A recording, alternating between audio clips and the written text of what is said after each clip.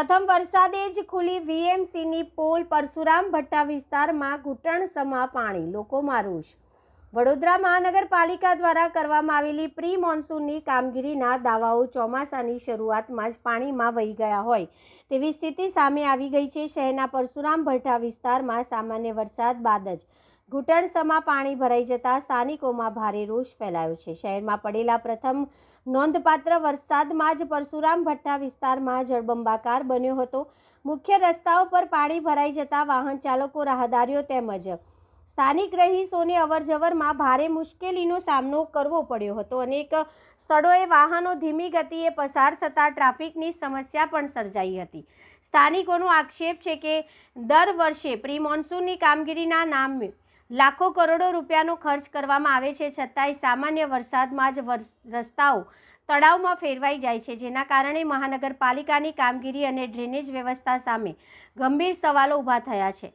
રહીશોનું કહેવું છે કે જો ચોમાસાની શરૂઆતમાં જ આવી સ્થિતિ સર્જાઈ છે તો આગામી દિવસોમાં ભારે વરસાદ દરમિયાન સ્થિતિ વધુ ગંભીર બની શકે છે।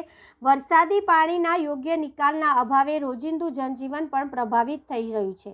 સ્થાનિકોએ વડોદરા મહાનગરપાલિકા સમક્ષ તાત્કાલિક પાણીના નિકાલની અસરકારક વ્યવસ્થા ઊભી કરવાની, ડ્રેનેજ લાઇનની સફાઈ સહિત જરૂરી સુધારાત્મક પગલાં ભરવાની અને પાણી ભરાવાની સમસ્યાનો કાયમી ઉકેલ લાવવાની માંગ કરી છે। હવે શહેરવાસીઓની નજર મહાનગરપાલિકા પર છે કે પ્રી મોન્સૂનના દાવાઓ બાદ જ તંત્ર સ્થળ પર જ અસરકારક કાર્યવાહી કરે છે કે પછી દર વર્ષની જેમ સમસ્યા યથાવત રહેશે। પ્રી મોન્સૂનની કામગીરી આજે પરશુરામ ભટ્ટોમાં આવેલું નટરાજ ટાઉનશીપ પાસે આવેલું ઘરનાળું ત્યાં દેખાઈ આવે છે।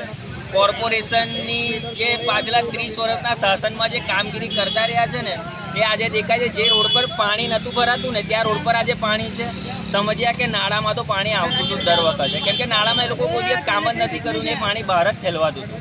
પણ આ વખતે તો ઉપર જે મહારાજાનગર, રણજીતનગર છે, જયંબેનગર છે, ઝુલતા પુલ છે, ત્યાં રહેતા 4000 થી 5000 લોકો એ આજે અટવાયા છે। શાના કારણે?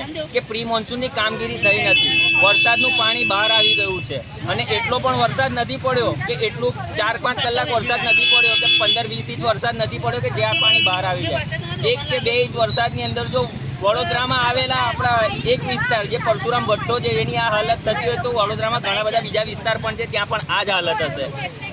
આ વિસ્તાર છે જૂનો અને જાણીતો પરશુરામનો ભટ્ટો, અને વરસાદની સ્ટાર્ટિંગ થતાં ભટ્ટામાં પાણી આવે છે એ વાત અમે માનીએ છીએ, આટલા વર્ષોથી રહીએ છીએ એટલે પાણી તો આવે છે, પણ એટલું પાણી આવે છે હમણાંનું પ્રી મોન્સૂન કામગીરી પર સવાલ ઉઠાવવા જોઈએ। હવે પાણી જે આવતું નહોતું એ જગ્યા પર બી પાણી આવી જાય છે।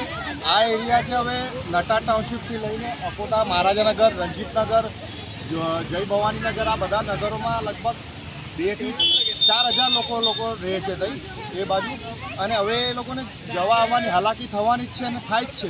લોકો તમે જોઈ શકો છો કે કેવા પરિસ્થિતિમાં જાય છે। અહીંથી તો નીકળી જાય છે પણ આગળ જઈને એમની ગાડીઓ બંધ થઈ જાય છે।